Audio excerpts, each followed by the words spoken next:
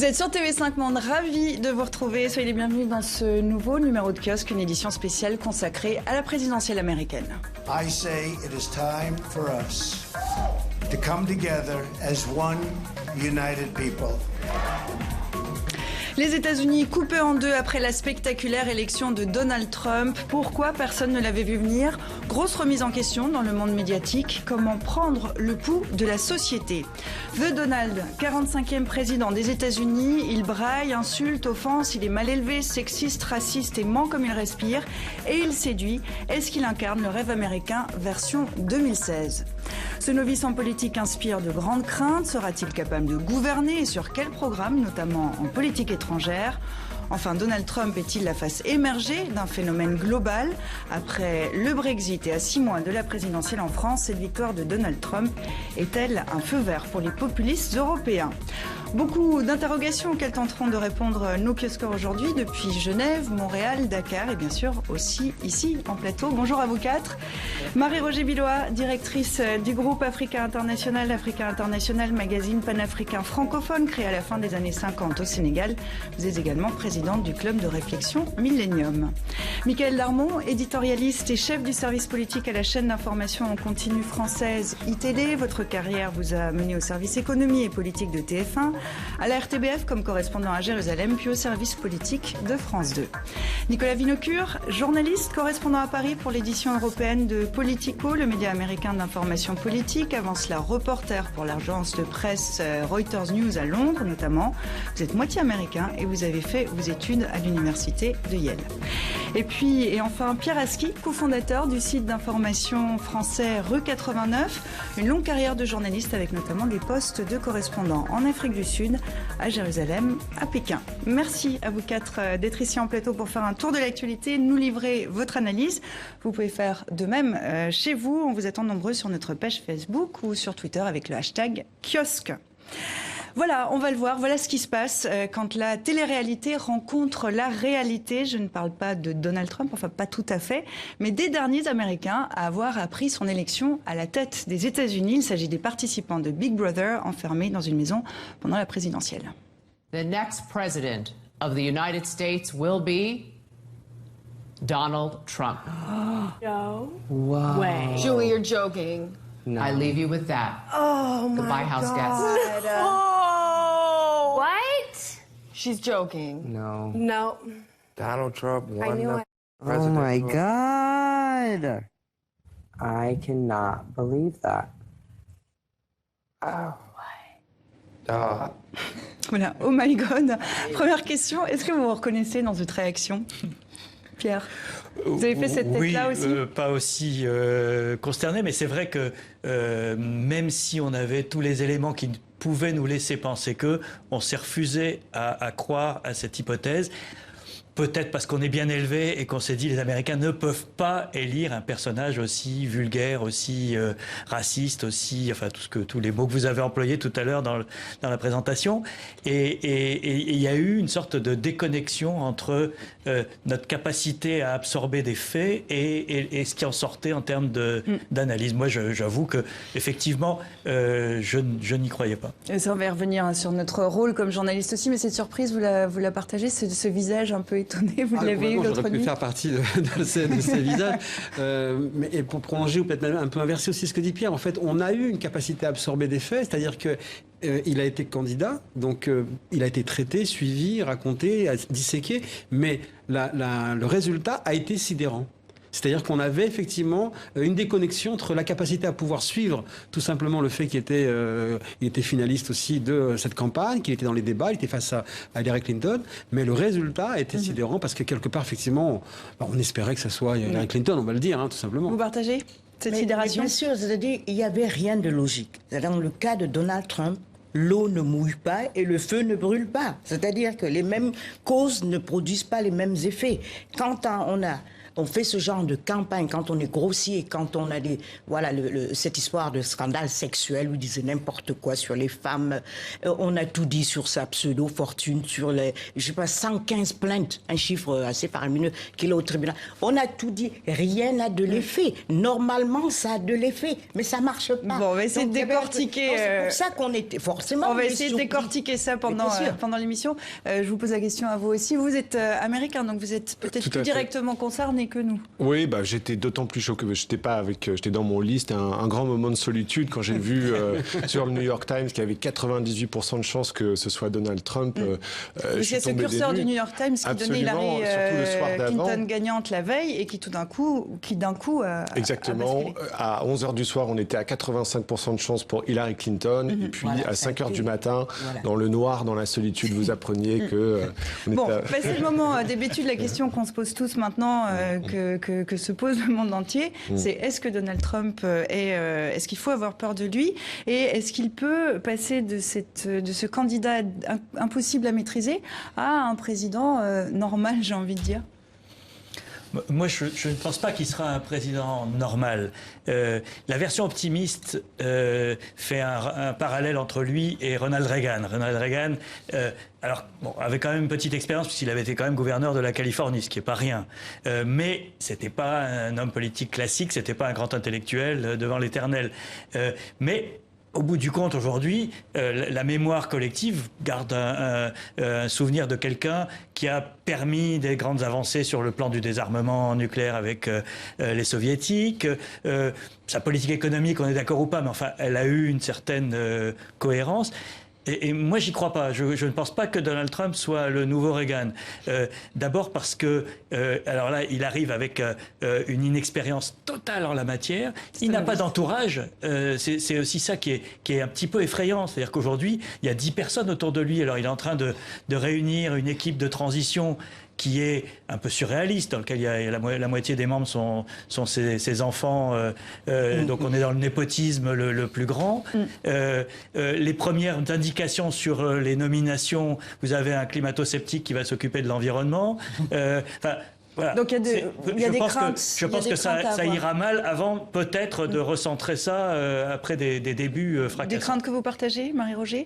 Oui et non. J'ai envie de citer un dicton allemand qui dit « Nichts wird so heiß gegessen, wie es gekocht wird ». Ça veut dire... Bien une traduction. La traduction, c'est-à-dire qu'aucun plat n'est mangé aussi chaud, aussi brûlant qu'il ne sort de la cuisine. C'est-à-dire qu'entre le moment où Monsieur Trump a été élu et même aujourd'hui, on n'est plus dans l'opacité totale des ténèbres. Il y a des petites lueurs. On a vu sa rencontre avec Obama, où il sort de là en disant je crois qu'il y a des éléments importants de sa politique de santé que je vais conserver.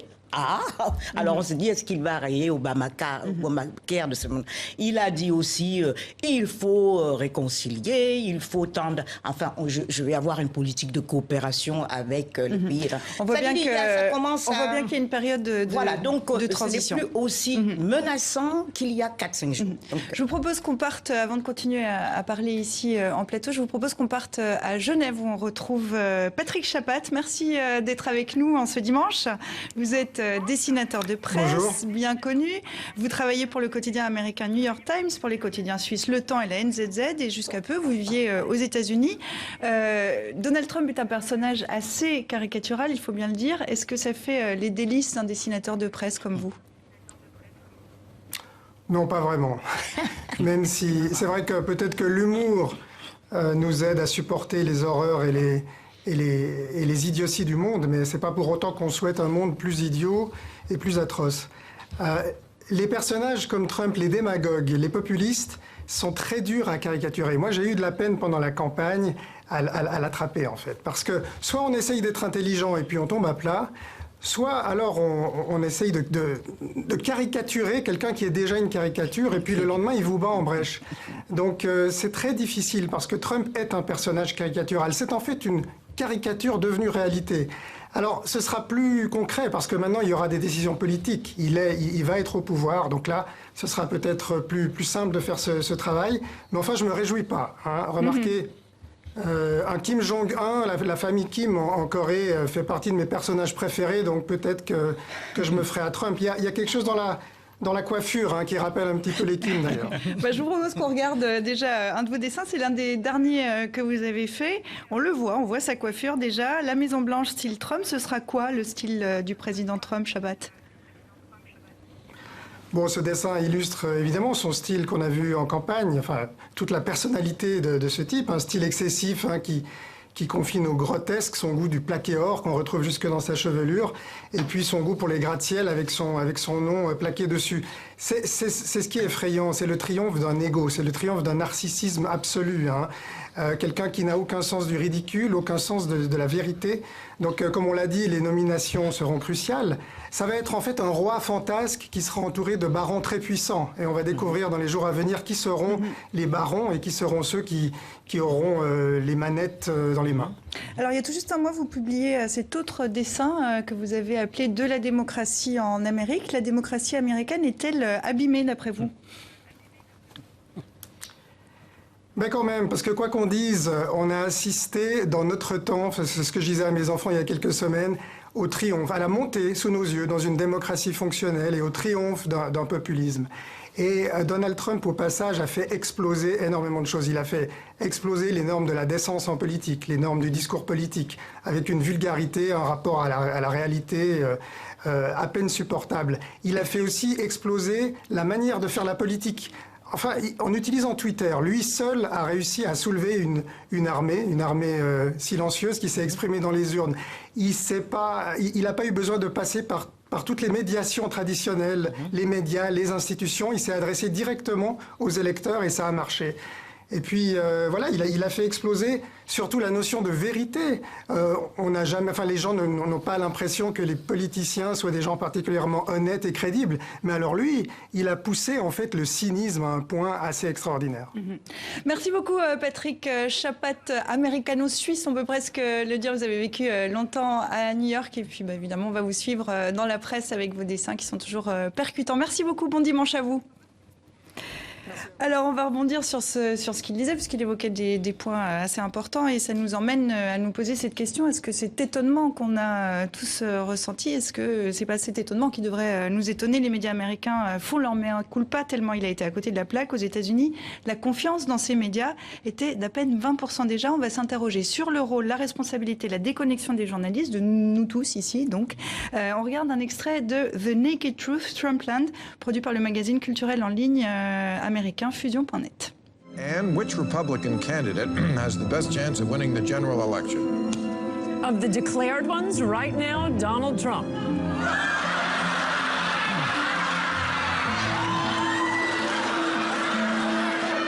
Could he actually win? No freaking way!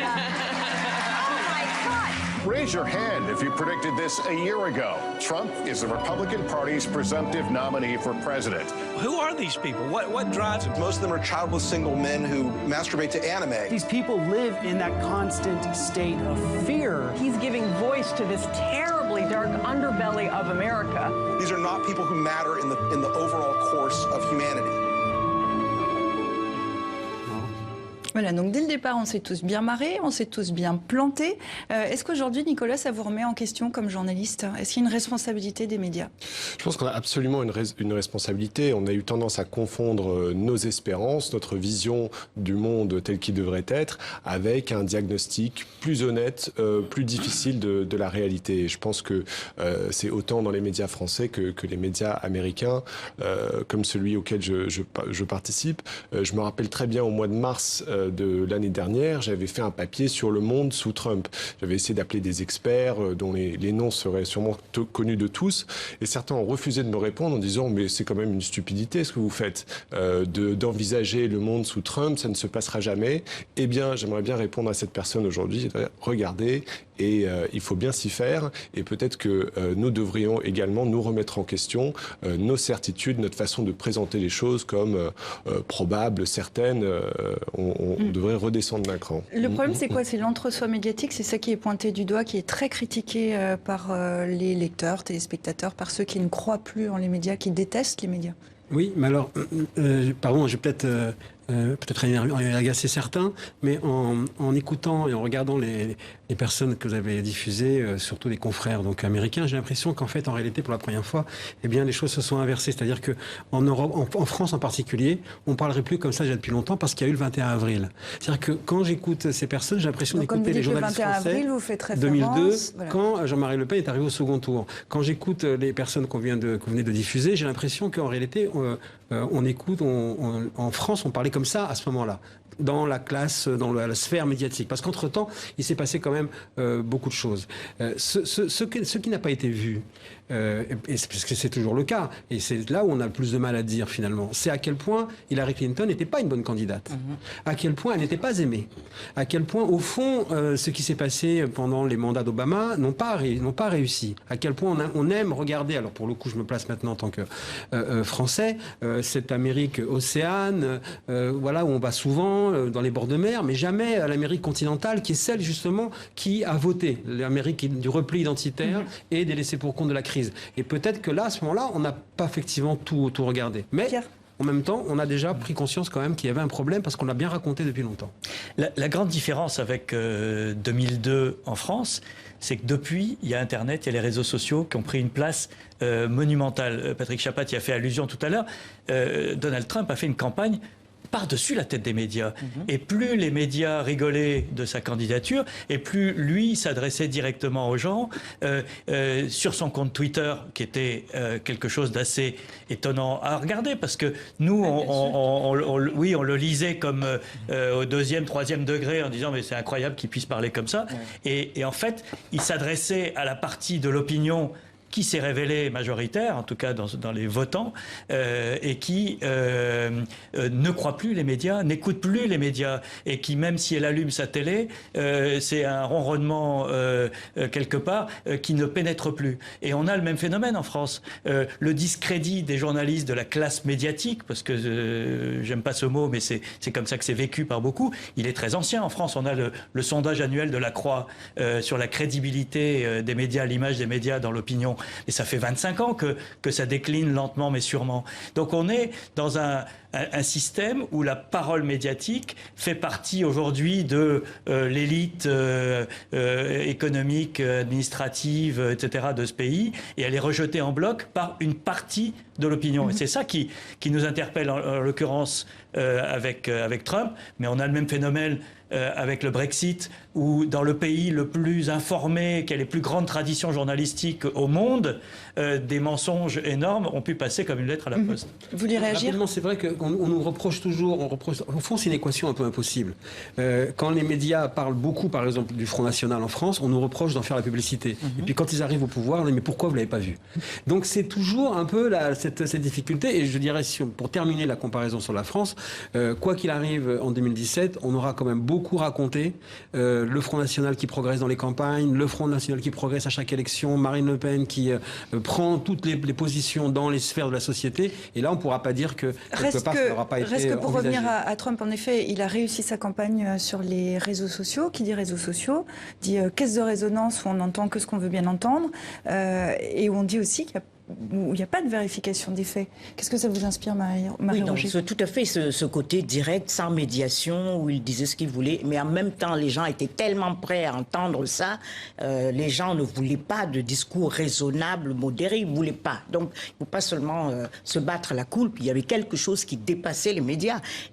C'est vrai aussi que ils avaient des informations. C'est-à-dire, quand il y avait une attaque massive contre sa personne, des choses qui normalement pouvaient l'invalider, ça n'avait aucune prise dont les médias en parlaient. Enfin, je ne sais pas, c'est pas un problème que les médias n'ont pas informé ou n'ont pas fait leur travail, même si c'est vrai qu'il y a on avait des postures, on se disait c'est pas possible parce que ça ne devrait pas l'être. Donc voilà. Mais malgré tout, si c'est une question d'informer, de jouer son rôle, Je crois que les médias l'ont assez fait, même si je voudrais signaler quand même un fait qui m'a marqué, qui m'a frappé depuis qu'on écoute tout ça, la désertification médiatique aux États-Unis. Bon, on a les grands, mais par exemple la presse écrite, il y avait les petites villes avaient chacun son petit journal, son quotidien.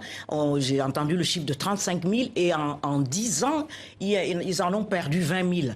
Donc, c'est-à-dire, il y a tout ça aussi, cette médiation qui n'existe plus. Donc, Nicolas. Les gens, il y a cette partie, c'est pas la totalité de l'explication, mais c'est un point aussi. Une nuance sur ce point des médias, le discrédit des médias. Je pense que les médias ont énormément de crédit. C'est simplement que les médias sont tellement polarisés maintenant que vous pouvez vous informer uniquement dans un média qui vous parle. Ce qui n'existe plus aujourd'hui, c'est un forum où on se parle tous, où on s'assoit tous dans une assemblée et on attend ce que va nous dire le JT du TF1 ou bien la première page du New York Times. Les gens ne se réunissent plus comme ça. On est dans une guerre d'idées qui est permanente sur les réseaux et il n'y a nulle part où ça se passe plus spectaculairement que sur Twitter. Et la question, c'est aussi comment prendre le pouls d'une société. Je vous propose qu'on parte à Montréal. On retrouve notre consoeur Alexandra Chaska de Radio-Canada. Bonjour Alexandra, vous venez de rentrer des États-Unis. Vous avez couvert la fin de la campagne électorale pendant plusieurs semaines. Un long reportage notamment sur le vote latino en Arizona, un autre sur le vote noir en Géorgie. Vous êtes allé sur le terrain, voir sur place. Est-ce que pendant vos reportages, vous avez senti arriver cette élection et cette victoire de Donald Trump ?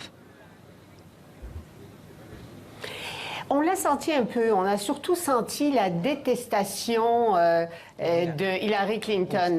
Vraiment, c'est ce qui nous a surpris le plus.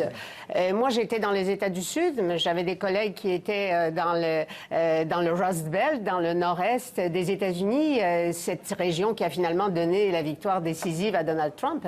Et vraiment, on le sentait dans les reportages des collègues qu'on ne faisait pas confiance à Hillary Clinton, on la détestait, sans parler évidemment des républicains dans le Sud. C'était énorme. Et aussi, une autre chose qui nous a beaucoup surpris, on est parti, entre autres, en Arizona pour chercher des femmes républicaines qui s'éloigneraient de Trump à cause de ses propos sexistes. Eh bien, on ne les a pas trouvées. Et on n'a trouvé que des femmes républicaines qui étaient très enthousiasmées par Trump, malgré ses propos sexistes, et pour qui, par exemple, la sécurité était beaucoup plus importante que tout ce qu'il pouvait dire de sexiste. Alors, à partir de là, on a vraiment senti, par exemple, en Arizona, la frontière avec le Mexique, c'est une préoccupation très importante. Ça dépassait toutes les autres bêtises et toutes les autres questions que Donald Trump pouvait faire pendant cette campagne. Et on a trouvé... En fait, on est parti aussi à la recherche du vote latino, ce géant qui dort. Effectivement, la démographie démontrait que Hillary Clinton pouvait aller chercher des votes, même faire basculer des États comme l'Arizona ou la Géorgie, où la population noire a pris le dessus sur la population blanche dans beaucoup de comtés. Eh bien, elle n'a pas réussi à enthousiasmer ces gens-là au point où on aurait cru. Elle n'a pas fait une très bonne campagne. Et ça, on l'a senti. D'ailleurs, son vice-président, son candidat à la vice-présidence, Tim Kaine, qui parle parfaitement l'espagnol, n'est allé là-bas parler en espagnol, faire des discours qu'à la fin de la campagne. Alors, on l'a senti un peu venir, cette défaite de la campagne démocrate. Alors, vous l'avez entendu, hein, Alexandra, on s'interroge aujourd'hui comme journaliste, on a été à côté de la plaque, on l'admet. Vous étiez sur le terrain. Est-ce qu'avec le recul, vous nous dites que certains de vos collègues sont allés dans la Rust Belt, est-ce que vous, avec le recul, vous regrettez de ne pas être allé là-bas, puisque c'est là-bas que s'est jouée l'élection ? Non, pas du tout. Moi, je pense que l'élection s'est jouée partout, hein, parce que l'été dernier, la Géorgie et l'Arizona ont donné les deux candidats au coude à coude. Alors, on a beaucoup compté sur le vote latino pour faire basculer. On savait déjà que le vote des cols bleus du Nord était plus ou moins perdu pour la candidate démocrate. Donc, on est allé chercher les nouveaux électeurs et on a constaté que la campagne n'a pas été faite de façon où elle aurait dû être faite dans ce coin-là. Madame Clinton n'est pas allée une seule fois en Géorgie, elle n'est pas allée en Arizona non plus, dans d'autres États non plus. Donc, voilà. Et je ne sais pas si j'ai pas écouté tout le plateau depuis le début, mais moi j'ai senti qu'elle perdait l'élection le 28 octobre, je crois, quand le patron du FBI est sorti avec cette histoire des courriels, nouvelle investigation. Et là, on a vraiment senti que tous les républicains qui s'étaient éloignés de Trump et qui pouvaient peut-être envisager ne pas aller voter ou aller voter pour Mme Clinton parce que ce candidat hors norme, hors système leur déplaisait à tout point de vue, cette journée-là, ils ont décidé d'aller voter pour Donald Trump. Alexandra, vous restez avec nous. On vous retrouve dans un instant puisqu'on va parler également des relations entre les États-Unis et le Canada. Ce sera intéressant de vous entendre là-dessus. Dernière question pour terminer là-dessus. Comment prendre le pouls d'une société? Vous, comme journaliste, est-ce que ça remet en question vos pratiques? Oui, si je peux, je pense qu'il faut regarder les sondages et regarder d'autres facteurs. Les réseaux sociaux, le nombre de followers, ce genre de choses qu'on se plaisait à ignorer, eh ben, il faut le regarder. Il faut prendre la température dans la salle avec les soutiens. Quand il n'y a pas d'enthousiasme, quand il n'y a pas de ferveur, eh ben, ça veut dire quelque chose. Et je pense qu'on ferait bien de se poser la question en France pour certains des candidats, notamment à la primaire de droite. Qui arrive à la fin du mois. Oui, c'est vrai que j'ai lu un commentaire d'un confrère américain qui me paraît très juste, qui a dit en fait les médias ont pris à la lettre Trump sans le prendre au sérieux et les électeurs ont fait l'inverse. Et c'est exactement ça. C'est-à-dire qu'il faut sentir, bien entendu, au-delà des sondages, quand on a tous les capteurs, tous les gens qui nous disent, voilà, on entend l'air du temps, ce qui se dit dans la rue sur aussi un candidat ou un événement, c'est vrai que c'est à prendre en compte, tout comme les données sondagières ou les analyses que l'on peut faire. Et donc on va faire notre mea culpa et réfléchir à comment on fait notre métier. Je pense qu'il y a quand même un phénomène beaucoup plus profond que ça, qui est ce qu'on appelle le post-truth era, c'est-à-dire l'époque pendant laquelle les faits importent peu. On avait beaucoup mis d'accent, par exemple, ces dernières années, sur le fact-checking. Vous savez, tous les médias, maintenant, c'est la grande mode. On a des cellules, voire des sites entiers de fact-checking.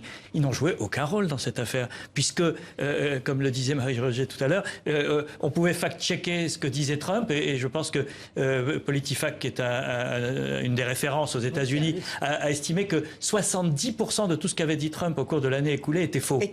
70%. Ça n'avait aucun impact. Donc la bataille n'est pas sur ces faits-là, elle est sur le fait de se parler à travers ce rideau de fer qui s'est aujourd'hui dressé entre les perdants de la mondialisation et les gagnants de la mondialisation, qui sont tout d'un coup dans deux pays différents. Et on a le même phénomène en France. Et donc peut-être revenir à un média global qui réunisse tout le monde, comme vous le disiez tout à l'heure. Je vous propose qu'on avance un petit peu, parce qu'il y a pas mal de choses à se dire quelques jours après l'élection de Donald Trump, pas mal de questions qui se posent, et notamment sur sa politique, sur sa façon de gouverner. C'est un novice en politique, ça inspire des craintes nationales et internationales. Saura-t-il gouverner? Avec quelle équipe? On commence à voir émerger quelques noms. Une étonnante galerie de portraits. Voilà quelques-uns des futurs membres du gouvernement. Mike Pence, 57 ans, sera vice-président. Actuel gouverneur de l'Indiana, il est ultra-conservateur.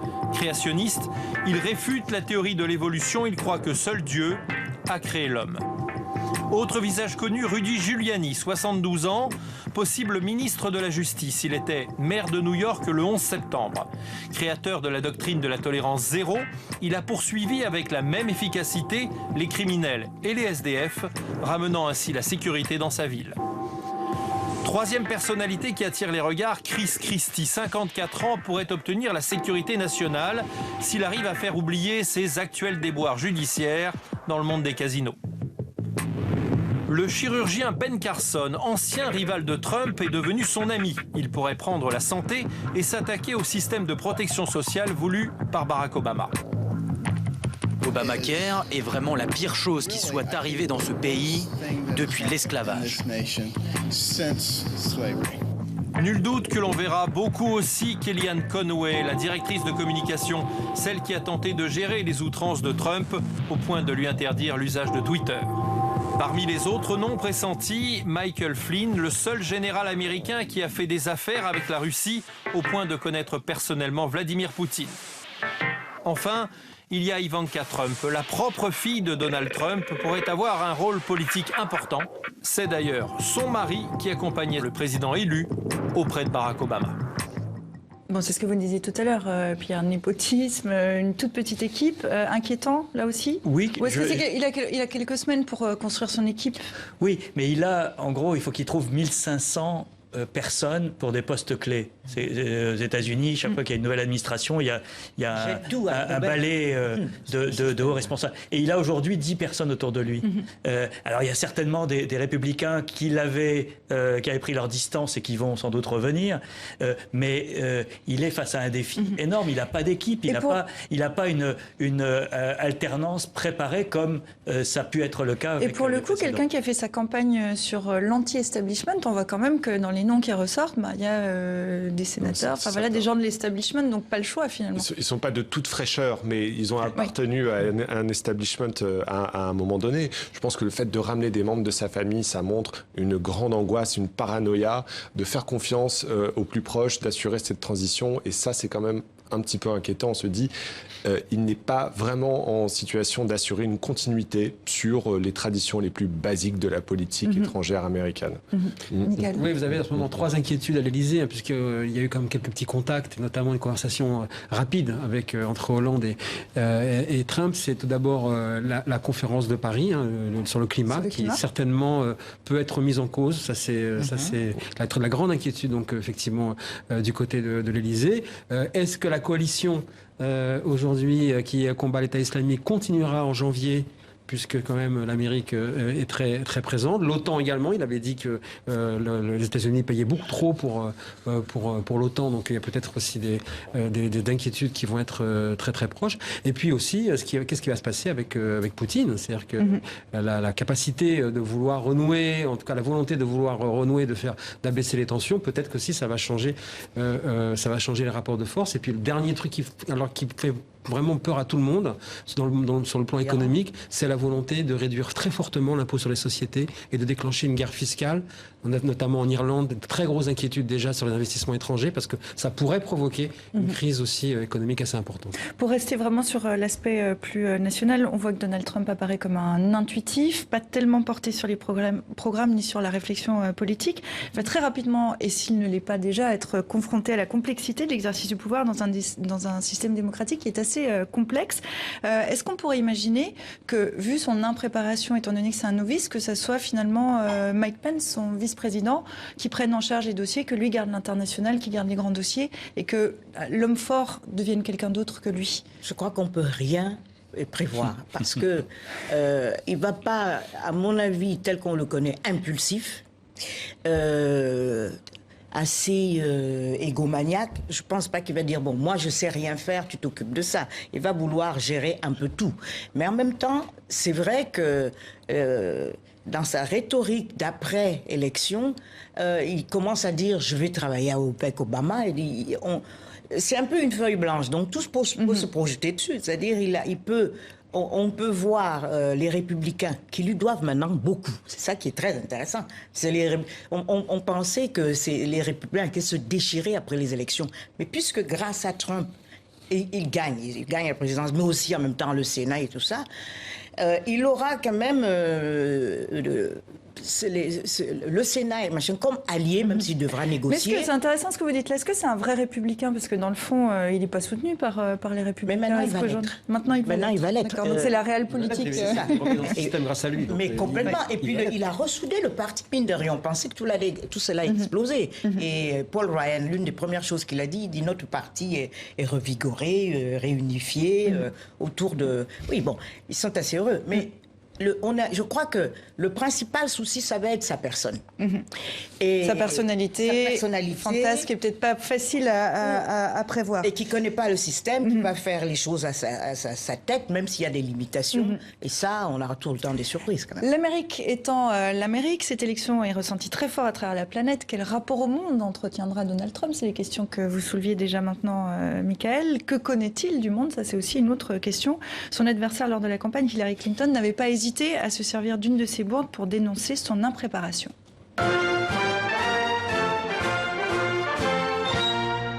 So Belgium is a beautiful city.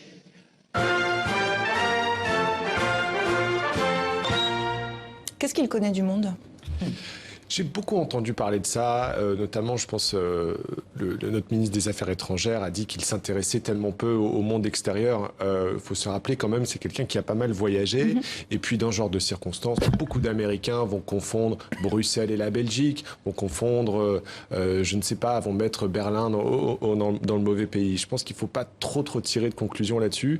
Moi, ce qui m'inquiète, c'est que la personnalité de Donald Trump, on a dit qu'il était un impulsif. Je pense qu'il a deux modes de fonctionnement. L'un, c'est une forme d'indifférence, finalement, pour les questions de politique profonde.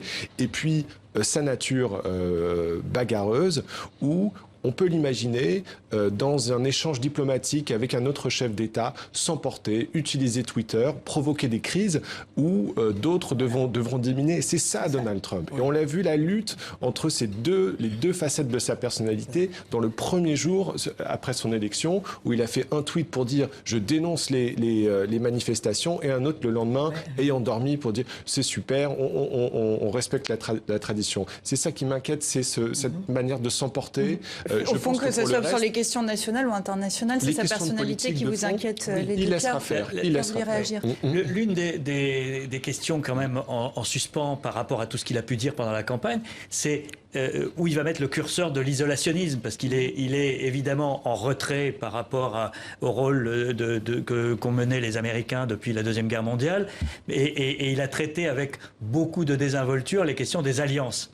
Que ce soit avec les Européens sur l'OTAN, en disant si la Lituanie c'est un faubourg de Saint-Pétersbourg et s'il y a un problème, je verrai d'abord si les intérêts américains sont en jeu.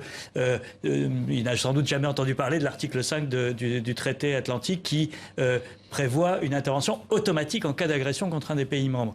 Pareil en Asie, il a dit si le Japon et la Corée veulent devenir nucléaires, grand bien leur face et c'est plus notre problème.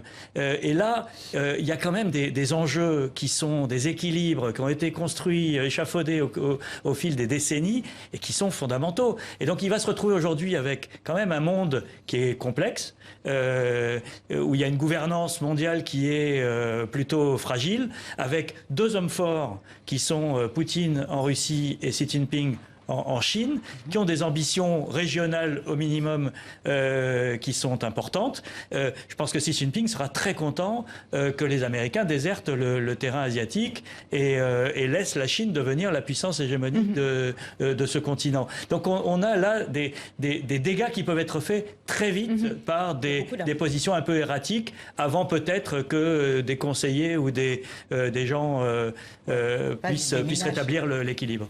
On va aller voir... on va se tourner vers l'Afrique puisque c'est le continent qui a été assez absent, mais comme l'Union européenne, finalement aussi comme l'Europe de la campagne électorale. Merci d'être avec nous, cher Thiam. On vous retrouve depuis Dakar. Vous êtes le directeur de publication du quotidien sénégalais Le Soleil. Question qu'on se pose, évidemment, c'est qu'est-ce que Donald Trump inspire aux Sénégalais et puis plus largement aux Africains? Bonjour à tous ceux qui sont sur le plateau et aux intervenants. Je dirais que, comme partout ailleurs, Donald Trump, par son discours virulent, a effectivement inspiré la peur. Mais aujourd'hui, après la victoire, je pense que les gens se reviennent à la raison. Il n'a pas bénéficié de sympathie par rapport à Hillary Clinton.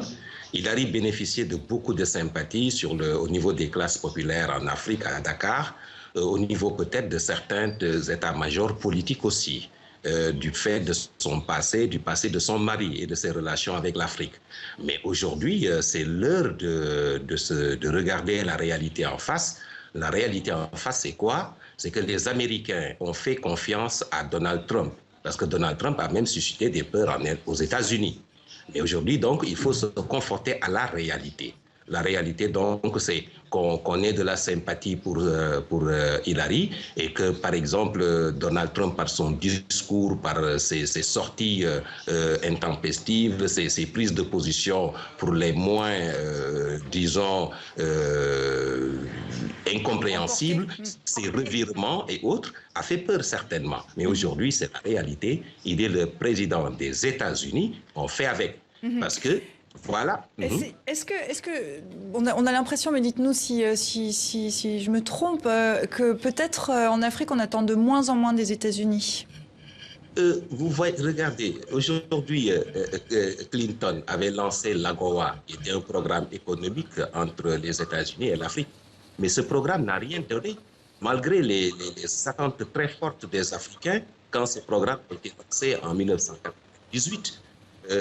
Obama obligé de recourir ce programme, créer un pont économique. Excusez-moi, je suis obligée de vous couper, cher Thiem. Tout à fait désolé, on a perdu la ligne avec le Skype. Merci, un grand merci à vous d'avoir été avec nous, puis de nous avoir donné un petit peu le sentiment vu depuis Dakar. Et je vous voyais réagir, Marie-Roger. Oui, d'abord, je dirais que j'ai été surprise, moi, par la réaction en Afrique. Nous, on a été catastrophés quand même, parce que c'est logique de l'aide, vu la campagne qu'a menée Trump. Mais j'ai été surprise par le nombre de réactions positives, ou alors pas négatives, mais surtout la condamnation de Hillary Clinton. Alors, on lui reproche beaucoup l'affairisme de son mari dans les Grands Lacs, enfin l'est de le Kivu, etc. Son nom est toujours dans plein de rapports.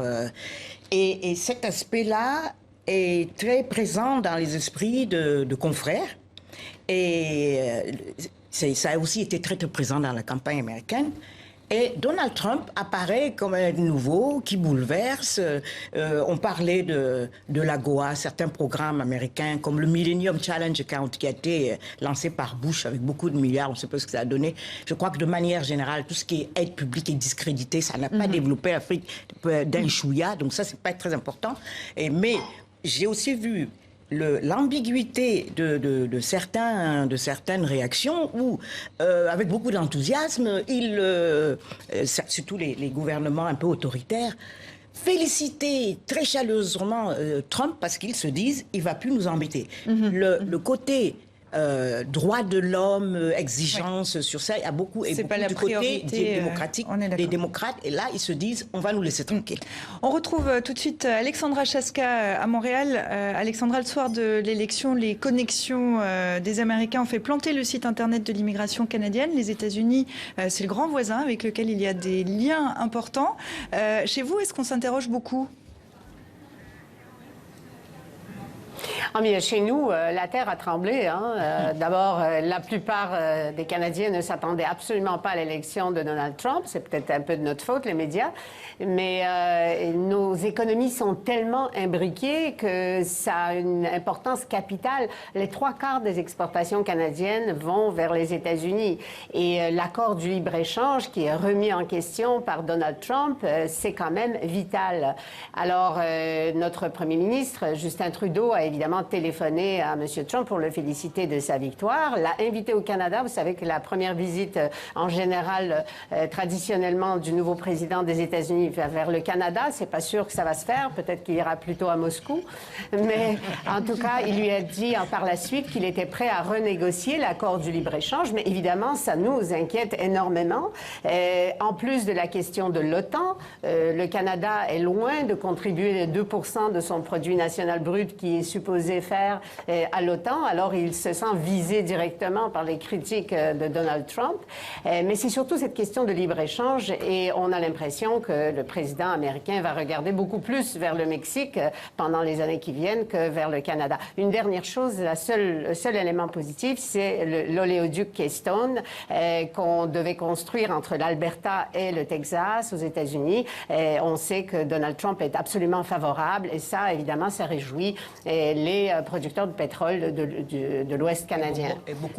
Mais il a quand même précisé que les compagnies américaines doivent être gagnantes dans la construction de cet oléoduc, que ça ne sera pas uniquement les compagnies canadiennes. Donc, le protectionnisme, le refermement qui ne réjouit pas beaucoup les Canadiens. Merci beaucoup, Alexandra. Merci pour cet éclairage depuis Montréal. Merci surtout de vous être levée aux aurores pour être des nôtres. À très bientôt.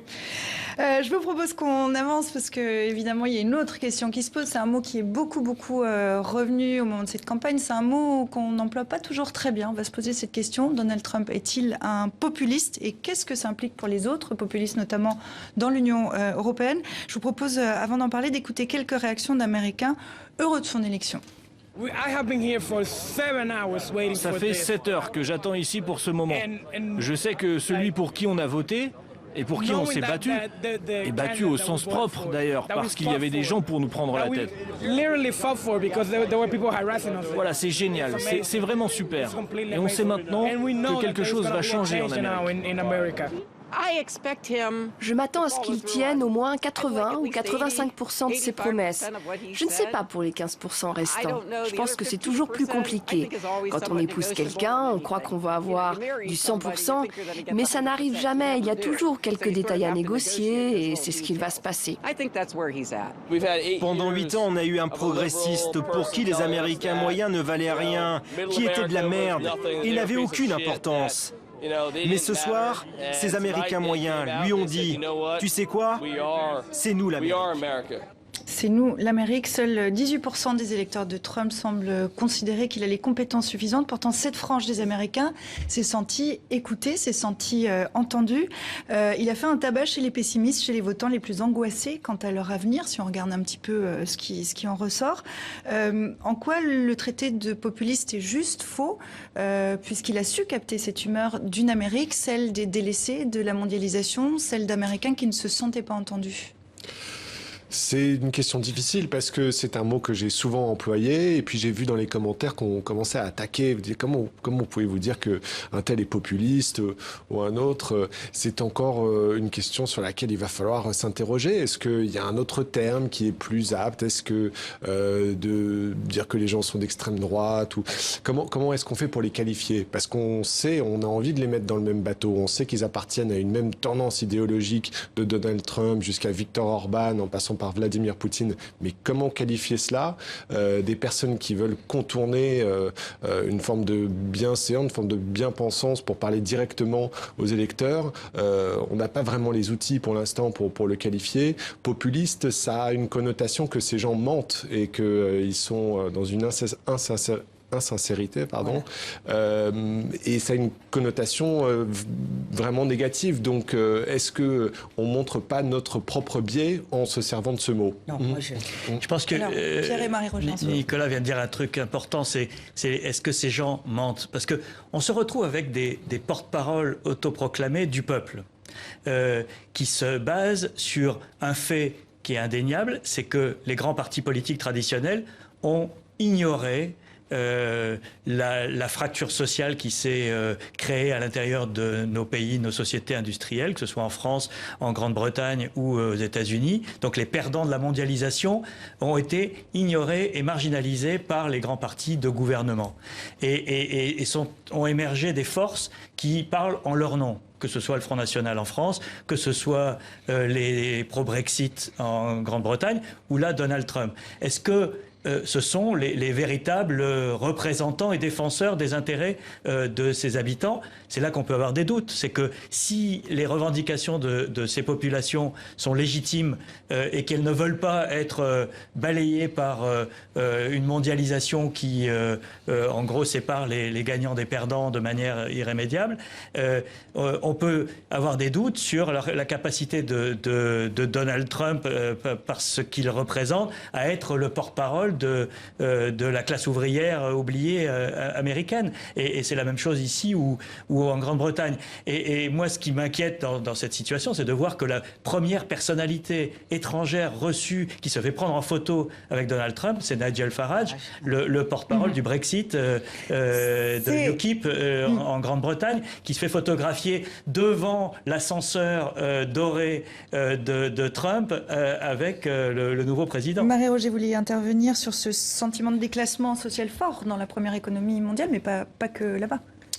Alors, est-ce que le leader, parce que c'est toujours pareil, on est en train de se battre le coup, on n'a pas saisi, on n'a pas saisi. C'est vrai qu'il y a une fracture. Il y a des gens qui sont déclassés, qui ont des problèmes économiques sérieux. Mais est-ce qu'il s'agissait seulement de ça? Bernie Sanders aussi a parlé de ça, très sérieusement, en termes plus, j'allais dire, plus crédibles, voilà. Mais c'était populiste aussi, Bernie Sanders. Ah bon? D'accord, mais au-delà de ça, je ne sais pas s'il aurait gagné les élections parce qu'il y avait une dimension supplémentaire chez M. Trump. Et on n'en parle pas depuis qu'on est là. Il y a quand même ce sentiment qu'ont eu ces Blancs, beaucoup de Blancs, de ne plus être chez eux.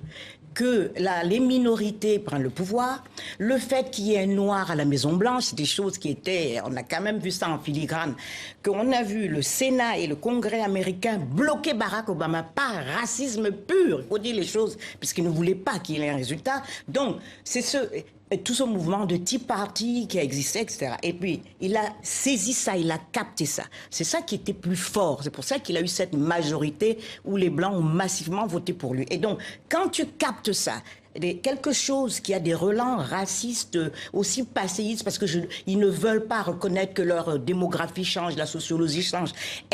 Et que tu dis, vous avez raison, restons dans le passé, l'Amérique, elle est blanche, et puis, est-ce que ça, c'est être un bon leader, et nous, on doit dire, ah ben oui, on n'a pas capté. Qu'est-ce qu'on n'a pas capté? Il a entraîné les gens. Tu vois, il saisit les bas instincts, c'est toujours ça, les populistes, les bas instincts. Vous savez, dans tous les pays, vous allez en Afrique, vous avez ce genre de gars qui vont attaquer, qui vont, disons, attiser l'ethnisme, le racisme, ou tout ce qu'on veut, le communautarisme, ça marche. Donc, on n'a pas, Monsieur Trump est quelqu'un d'assez dangereux pour ça, parce que qu'est-ce qu'il va leur promettre? Est-ce qu'il va renverser la démographie et que maintenant les Blancs... Alors cette démographie ne va pas s'inverser, c'est sûr. Michael Darmon se pose aussi la question en France. Oui. Est-ce que c'est la porte ouverte à Marine Le Pen présidente? Est-ce que c'est un feu vert pour les populistes? Non, en réalité, tout ce qui va se passer en France en 2017, c'est déjà inscrit, on l'a déjà montré, on l'a déjà raconté. On a vu déjà des élections à chaque élection intermédiaire. On a vu le Front National s'installer. Si vous voulez énerver dans un débat, dites tout simplement une partie de la réalité, c'est-à-dire qu'il y aura un fort vote anti-islam en France en 2017. Il y aura un vote qui se fera énormément contre les étrangers après donc les attentats. Il y aura donc toute cette crispation. Ça, c'est une réalité. Sauf qu'effectivement, quand on met ça en avant, on dit que dans ces cas-là, on fait peut-être le jeu du populisme. Mais la réalité, c'est qu'effectivement, il va y avoir un vote de colère qui existe parce que les territoires déconnectés, les sociologues l'ont déjà raconté, les journaux du soir, du matin, de l'après-midi le racontent régulièrement, des études sont faites régulièrement pour le dire. On ne pourra pas dire qu'on n'a pas vu venir Marine Le Pen. On n'a pas un papier dans les plateaux télévision ou les radios pour dire que Marine Le Pen sera présente au second tour. Donc de toute façon, c'est installé. Ce qu'on a vu aux États-Unis, au fond, ça n'est pas de l'avant-garde. C'est tout simplement, cette fois-ci, l'Amérique qui est à la remorque de l'Europe. Ça existe déjà. On l'a vu en Italie, on l'a vu partout, on le voit chez Orban. C'est ce qui est installé. Ouverte, si je peux me permettre, c'est que on la voyait au deuxième tour, mais tout le monde disait elle sera jamais élue. Et tout d'un coup, il y a des gens qui disent Trump a montré qu'on peut aussi aller jusqu'au bout du chemin. On va vivre une élection présidentielle française où le plus important, c'est de savoir qui va arriver deuxième. Oui. C'est jamais vu. Ouais. Donc de ce point de vue-là, ça change toute la donne et toute la réflexion à venir. Pour terminer cette question, vous l'avez certainement lu, dès le mois de juillet dernier, on revient là à Trump. Le réalisateur américain Michael Moore avait prédit sa victoire de Donald Trump à la présidence des États-Unis avec une acuité parfaite. C'est ça qui surprend aujourd'hui. Michael Moore est maintenant convaincu que le président ne terminera pas son mandat de 4 ans en raison d'une démission ou d'une destitution. Ce sera mon dernier tour de table. D'accord, pas d'accord, Marie-Roger? Disons que c'est un monsieur incontrôlable, parce qu'on s'est dit il va avoir une dream team autour de lui pour... Donc d'accord, pas d'accord, vous pensez qu'il pendant la campagne, il va arriver au bout des 4 ans? Il n'écoutait même pas ses conseils. C'est très difficile, on ne sait rien. Vraiment, moi, je... D'accord, donc... Michael? Bon, ça va être très baroque, donc effectivement, tout est ouvert et on sera surpris en tant que journaliste, ça c'est sûr. Ouais. Nicolas? C'est possible, il a eu bon sur l'élection, donc peut-être qu'il voit des choses qu'on ne voit pas. Mais... c'est crédible, je pense que Michael Moore a un scénario qui fait partie en tout cas d'un futur possible. Parce que les gens beaucoup n'ont pas accepté sa victoire et c'est étonnant, c'est la première fois que je vois ça, des manifs depuis qu'il est élu, 20 000 personnes là à travers le pays, c'est la première fois que je vois ça. Et des manifestations qui se préparent déjà pour le 20 janvier prochain, voilà, c'est le jour où il prêtera serment. Je vous propose qu'on termine comme chaque semaine avec Dilemme. Évidemment, cette actualité ne lui a pas échappé. Regardez, la planète Terre coiffée d'une perruque blonde, le monde vient de changer de visage, nous dit Dilemme. On ne veut plus de vous chez nous, explique ce membre du Ku Klux Klan, l'organisation suprématiste blanche, et une musulmane en niqab. Dilemme qui fait le parallèle entre leur style vestimentaire. Et enfin, bon retour au Kenya, dit le président élu au président en exercice, référence bien sûr aux doutes émis par Donald Trump sur le lieu de naissance de Barack Obama. Mais la campagne électorale est bel et bien terminé. Barack Obama a reçu son successeur à la Maison-Blanche. D'autres dilemmes sont à retrouver sur notre site internet tv5monde.org/kiosque. Merci à vous quatre d'être venus en plateau. Merci à vous qui nous suivez aux quatre coins de la planète. Vous nous retrouvez sur les réseaux sociaux. Je vous dis à dimanche prochain.